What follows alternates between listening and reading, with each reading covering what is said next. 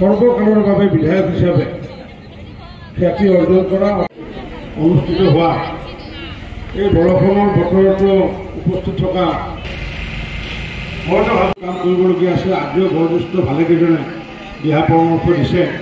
কিন্তু মই এইবাৰ আশা ৰাখিছোঁ যে আমাৰ এই দুটা তিনিটা চেণ্টাৰত য'ত আমি 80% পাইছিলোঁ, এইবাৰ মই আশা ৰাখিছোঁ যাতে 85% ভোট, 85% ভোট যাতে মই বেলেগৰ লগতে শ্ৰদ্ধা ৰাইজে মুখ্যমন্ত্ৰী প্ৰধানমন্ত্ৰী যদি আয়ুষ্মান ভাৰত এই সুবিধাটো 5 লাখ টকাৰ কাৰ্ডটো আপোনালোকে পাব বা ইতিমধ্যে পাইছে। যাৰ ৰেচন কাৰ্ড আছে সেই 5 লাখ টকা তেওঁৰ আপোনালোকৰ কাৰ্ড থাকিব, খালি নম্বৰটো দি পেলাই কাৰ্ডটো বনাই ল'লে হ'ল, ৰেচন কাৰ্ডৰ নম্বৰটো দি পেলাই। মন্ত্ৰী শ্ৰীযুত দাসবাবুয়া ভাৰতীয় জনতা পাৰ্টীৰ ৰায়সমূহ আপোনালোকে দিব, যিমান ভোট কৰিব 2-4টা মিছ হ'ব।